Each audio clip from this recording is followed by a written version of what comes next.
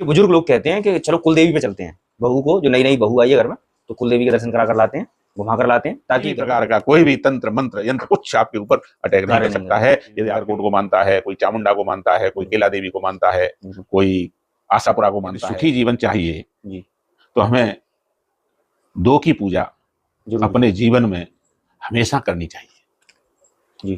कौन कौन वो दो हैं? भी कार्य शुरू किया और उनके पूर्वज आ गए, उनकी कुलदेवी आ गई कि मेरे को पूजा ही नहीं, मेरे को पूछा ही नहीं। तो इसके लिए हमारे शास्त्रीय विधान भी कहता है कि आप जब भी कोई काम कर रहे हैं, वशिष्ठ गोत्र है तो उस वशिष्ठ गोत्र की कुलदेवी की पूजा हो जाती है, उस परिवार में कभी भी किसी प्रकार की समस्याएं नहीं आती हैं। अन्यथा देवियों को हमारे ऋषियों ने सिद्ध कर लिया था, उपासना करके उनका वरदान अपने कुल के लिए ले लिया। जय श्री राधे, श्री गोवर्धन महाराज की है। तो दोस्तों मैं आपको लगातार साधु संतों की, श्रद्धालु के दर्शन कराता हूँ और ऐसे समस्याएं जो आपके जीवन से जुड़ी हुई हैं उनके समाधान मैं आपको लेकर आता हूँ। आज एक ऐसा ही विषय जिसके बारे में आज हम चर्चा करेंगे, महाराज जी के माध्यम से आपको उपाय बताऊंगा। विषय एक ऐसा, जैसा कि हम देखते हैं कि जब घर में नई नई शादी होती है, दुल्हन आती है घर में, तो घर के बुजुर्ग लोग कहते हैं कि चलो कुलदेवी पे चलते हैं, बहू को, जो नई नई बहू आई है घर में, तो कुलदेवी के दर्शन करा कर लाते हैं, घुमा कर लाते हैं, ताकि घर में जो नया दाम्पत्य जीवन शुरू हो रहा है जिनका बच्चों का, तो वो खुशहाली से रहें, सब बढ़िया हो, ठीक ठाक चले गृहस्थी, और माता का आशीर्वाद मिले कुलदेवी का। तो आज उन कुलदेवी का रहस्य जानेंगे कि क्या होती है कुलदेवी और इतनी जरूरी क्यों होती है हर कुल के लिए, हर परिवार के लिए, हर गृहस्थी के लिए। नई गृहस्थी की शुरुआत करने के लिए उनका आशीर्वाद क्यों जरूरी होता है। तुम्हारा जी जय श्री राधे। जय श्री राधे। तुम्हारा जी, जैसा कि ये रहस्य एक रहता है, बड़े बूढ़े बुजुर्ग कहते हैं कि नया जब शादी, नया विवाह होता है घर में, नई गृहस्थी में जब पदार्पण करते हैं तो कुलदेवी को बहुत महत्व दिया जाता है। कुलदेवी के दर्शन करने चलें, पूरा परिवार जाए, ताकि खुशहाली बनी रहे, दाम्पत्य जीवन वो बढ़िया बना रहे। तो क्या रहस्य रहता है महाराज जी कुलदेवी का? ऐसा भी होता है कि कुलदेवी अगर रूठ जाए तो कुछ गड़बड़ भी हो जाती है। जय श्री राधे। आपका प्रश्न बहुत अच्छा है। कुलदेवी क्या है जी, कैसे जाना जाए इनको जी, ये सबके विषय में समस्या रहती है।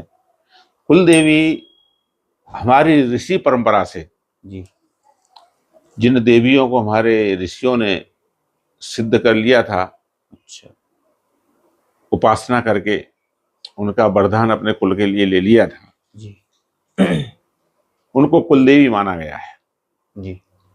और हर एक वंश में सबकी कुलदेवी होती है। अच्छा, एक समुदाय है, उस समुदाय की एक कुलदेवी सब जगह निश्चित है। अच्छा। गोत्र के अनुसार भी कुलदेवियां होती हैं। अच्छा, जैसे हमारा वशिष्ठ गोत्र है जी, तो उस वशिष्ठ गोत्र की कुलदेवी है तारा देवी। तारा देवी, तारा देवी है। अच्छा, गौतम गोत्र है जी, गौतम गोत्र की कुलदेवी है शाक्तांबा। शाक्तांबा, हाँ हाँ, इस तरह से सबकी कुलदेवियां होती हैं जी। अब हम सबसे पहले हमारे सामान्य समस्या आती है, हम कुलदेवी को पहचाने कैसे कि हमारी कुलदेवी कौन है जी।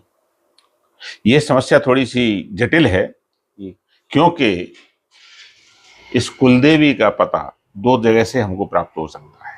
या तो बुजुर्गों से, या तो अपने परिवार के बुजुर्गों से जी, या अपने परिवार ये पुरोहितों से। पुरोहितों से जी, पंडित पुरोहित जो होते हैं जी जी, इनसे प्राप्त हो सकता है।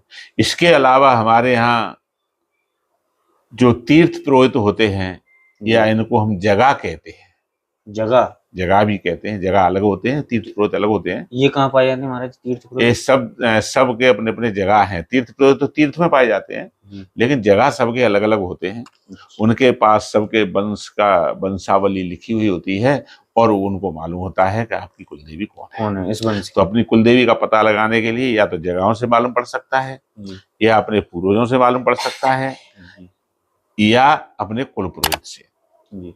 तो हमारे यहाँ सबसे बड़ी समस्या अब ये है कि आज के समय में कहीं कुल पुरोहित को मान्यता खत्म हो गई है, मिलती नहीं। सही बात, बहुत कम कुल पुरोहित हो गए हैं जी, जी। कुल पुरोहितों को कोई मानता नहीं है, सम्मान नहीं देता है, बिल्कुल, इसलिए कुल पुरोहित चले गए। अब जिसकी जो मर्जी है उसको कुल पुरोहित बना लेता है, कुल पुरोहित है ही नहीं। बिल्कुल, बुजुर्गों को नौकरी में चले गए जी, उन्होंने अपने बच्चों पे ध्यान नहीं दिया, अपने खुद को ध्यान नहीं दिया, इसलिए बहुत सारे बुजुर्ग अपने विषय में इसको जानते भी नहीं है। बिल्कुल सही कह रहे हैं महाराज जी।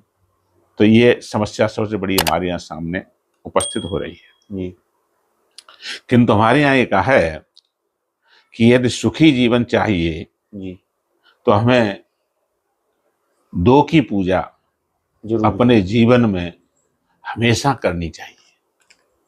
जी।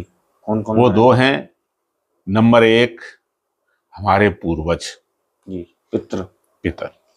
हमारे कहा है शास्त्रों में, पिता धर्म पिता कर्म पिता एव परम देवता पितर प्रीति मापन्ने प्रियंते सर्व देवता।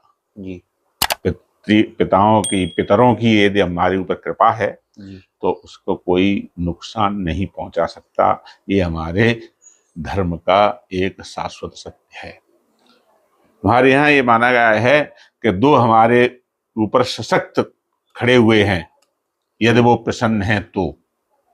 जी एक तो पितर हमारे पूर्वज जी और दूसरे कुलदेवी।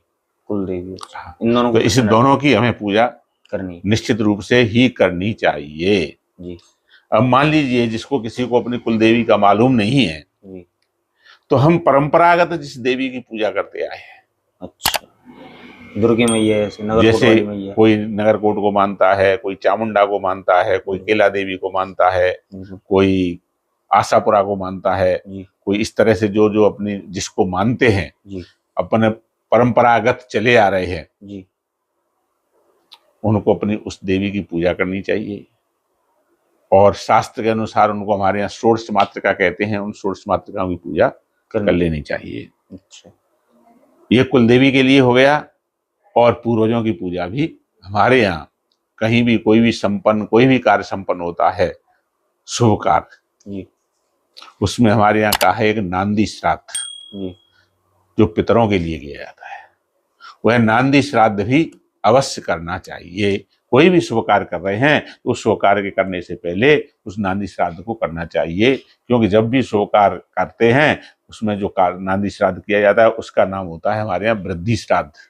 हम उत्तरोत्तर बढ़ने के लिए उस श्राद्ध को करते हैं, इसलिए उसका नाम वृद्धि श्राद्ध है। और उससे हमारे पूर्वज हमको अच्छी तरह आशीर्वाद देते हैं और हमारे वंश में किसी प्रकार की कोई समस्या नहीं आती है। ये हमने कई जगह ऐसा देखा है जी कि जहाँ विधिवत नांदी श्राद्ध और कुलदेवी की पूजा हो जाती है, उस परिवार में कभी भी किसी प्रकार की समस्याएं नहीं आती हैं। अन्यथा बहुत सारे परिवार ऐसे हैं जिनमें जी पूर्वजों की समस्याएं देखी जाती हैं, कुलदेवी की भी रहती हैं, कुलदेवी की भी रहती हैं। रूठ गई हैं। कोई भी कार्य शुरू किया और उनके पूर्वज आ गए, उनकी कुलदेवी आ गई कि मेरे को पूजा ही नहीं, मेरे को पूछा ही नहीं। जी जी तो इसके लिए हमारे शास्त्रीय विधान भी कहता है कि आप जब भी कोई काम कर रहे हैं जी उसमें आप कुलदेवी की और पितरों की पूजा अवश्य करें। बिल्कुल। इस तरह से हम पूर्वजों के श्राप से और कुलदेवी के श्राप से बच सकते हैं। और ये दोनों यदि हमारे पास प्रसन्न है तो कोई भी बाहर की कोई भी शक्ति नहीं है जो आपके ऊपर अटैक कर सके। अच्छा, कोई भी परेशानी नहीं, किसी भी प्रकार का कोई भी तंत्र मंत्र यंत्र कुछ आपके ऊपर अटैक नहीं कर सकता है यदि आपके पूर्वज आप जी। यूं मान लीजिए कि आपने अपने दरवाजे, अपनी फैक्ट्री है, आपकी फैक्ट्री के गेट पे कवच लगा, यदि आपने एक चपरासी रखा है, गेट कीपर रखा है जी। और उसको आप संतुष्ट रखते हैं तो आपकी फैक्ट्री में से कुछ चीज जाने नहीं देगा वो। बिल्कुल बिल्कुल।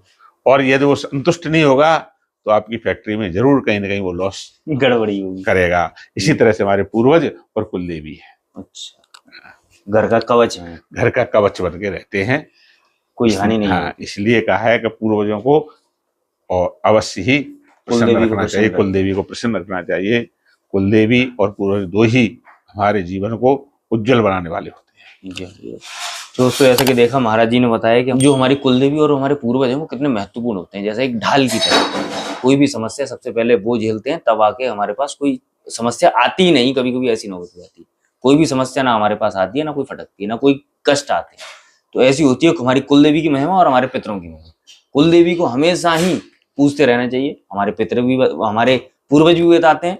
और जैसा कि मैंने आपको बताया कि जब नव दाम्पत्य शुरू होता है, नव जीवन शुरू होता है विवाह के बाद में, तो हमेशा कुलदेवी को पूजा जाता है, ताकि एक बार अब जब आप पूज रहे हैं या फिर कोई मांगलिक कार्य कर रहे हैं तो उसमें कुलदेवी को अवश्य पूजें, ताकि कोई भी समस्या ना आए, सारे कार्य विधि विधान से हों, संपूर्ण हों और बहुत अच्छे से बीतें। दोस्तों ऐसे ही मेरे साथ बने रहें, मैं आपको ऐसे ही आपकी जो भी समस्या है, अगर आपके मन में कोई सवाल आते हैं तो मेरे साथ महाराज जी से जो भी जवाब है वो मैं आपके सामने लेकर आऊंगा।